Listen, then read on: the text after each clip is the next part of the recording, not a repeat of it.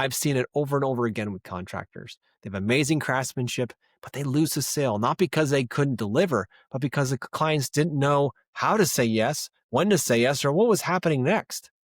Let that never be you again. Welcome to the Sales Made Simple podcast. This podcast is dedicated to helping overwhelmed outdoor living professionals, landscapers, and hardscapers just like you increase your closing rate to over 75% without doubling your workload so you can build a seven-figure business that doesn't need you. I'm your host, Joshua Gillow. Let's dig in.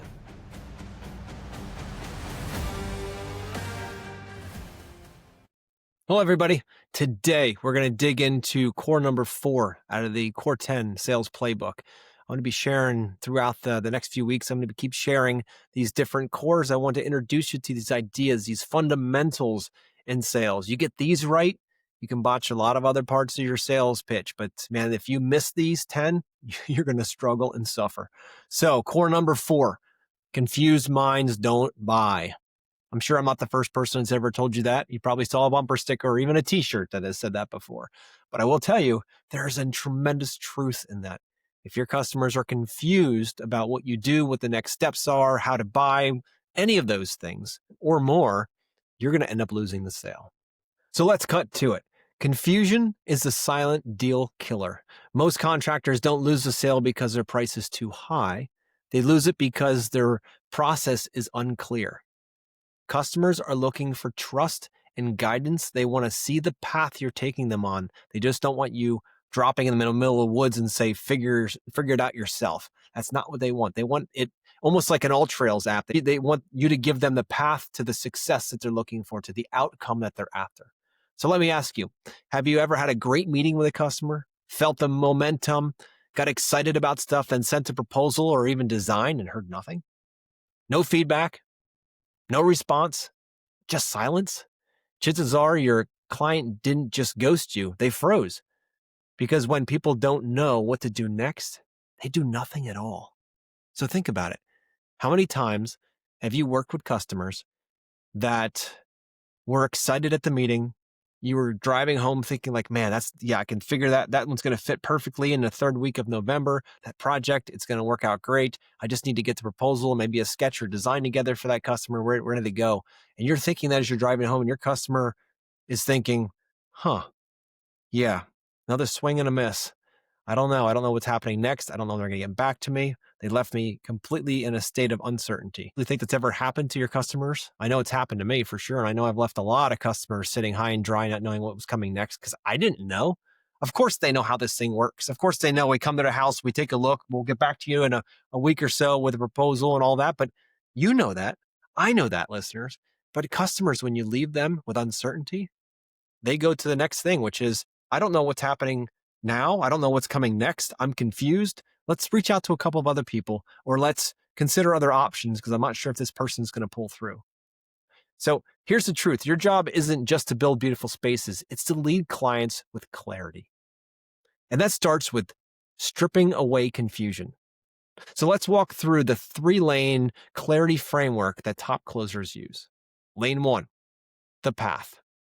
So here's exactly how we work step by step, from the first call to the final walkthrough, and show them the simple journey. Just like I mentioned, right? You don't want to drop customers in the middle of the woods blindfolded, take the blindfold off and say, figure it out. They don't want that kind of experience. What they want is a clear path that has been walked many, many times that you can guarantee them certainty that they're going to get the success that they're after, the outcome that they're after.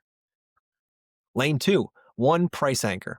This project is a $68,000 investment, not a menu, not a 27-point price breakdown of every single thing that's going on. 1 clear number, unless they ask for the details. Start out simple. Give them 1 number to work with. And if they say, look, how much is the deck, or how much is the roof in this situation, or how much of the landscape planting, you can break that out later. But don't confuse them with tons and tons of content. Make it simple. Next is lane 3, 1 next step. Our next step is booking your design consult. Our next step is taking measurements. Our next step is getting a proposal together for you. I'll have that to you by Friday at 3:00. Will that work for you, Mrs. Jones? Set the next step at the last meeting. So whatever you are, always set the next step. Never leave a client in a position that they don't know what's coming next. I mean, unless you don't want that lead to become a client, or you don't want to close that project. Because when you seed uncertainty, when you seed confusion by not being clear of what comes next, your customer has no other choice. Their mind starts to race, and the trust isn't built. It's actually diminishing because they don't know what's happening next. They don't know if they can trust you and your word yet. It's still early in the relationship, don't forget. So be specific, be bold, and be direct when it comes to what's coming next. Because here's the deal: uncertainty breeds hesitation, and hesitation kills momentum. You're not here to educate them into paralysis. You're here to lead.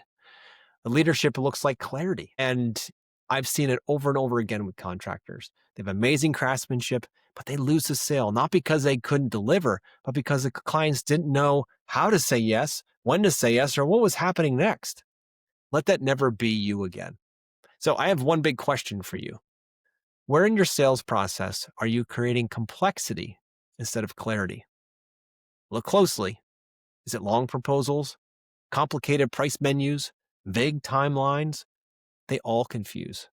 What steps, documents, or language are adding friction instead of flow in your sales process? How much of your proposal is necessary and how much is just noise to make you look important or like you really know what you're doing? Where could you simplify to help clients say yes faster? I challenge you, listeners, to take these questions and go back to the drawing board and look at your process, your sales process right now. Where are you adding in confusion that is just not necessary? That it's not adding to the experience that your customers are receiving. It's not building trust, and it's not building any kind of certainty, but it's more just taking up space because either that's how you've always done it or because you've never thought about it. I know when we first started looking at our proposals to customers, it was an awakening. Let's put it that way. It was a rude awakening because we were adding things that we didn't need to have in there. We were extending it longer than it needed to be. And what I'm telling you is customers want simple. They want a simple path to success. The simpler you can make it, the better you listen, the more certainty and trust you build, the higher likelihood they'll become customers and you can build their projects, their dreams. So guys, if you want to get a copy of the Core 10 Sales Playbook as it comes out here early in the year, simply go down there to show notes and there's a link there you can click and get on the list. This is just a taste of what's going on inside of the book. We go through sales fundamentals, as I'm sharing here very lightly. And then from there, we're going to go deep into mindset and explain why you do the things that you do when it comes to sales. And perhaps you'll get some awareness from those articles in there and different chapters that are going to help you understand yourself better so you can show up better to serve better. So you can get more yeses, you can serve more clients, you can build more awesome backyards, and you can get out there and really grow your business, guys. So thanks for listening, and we'll talk next week.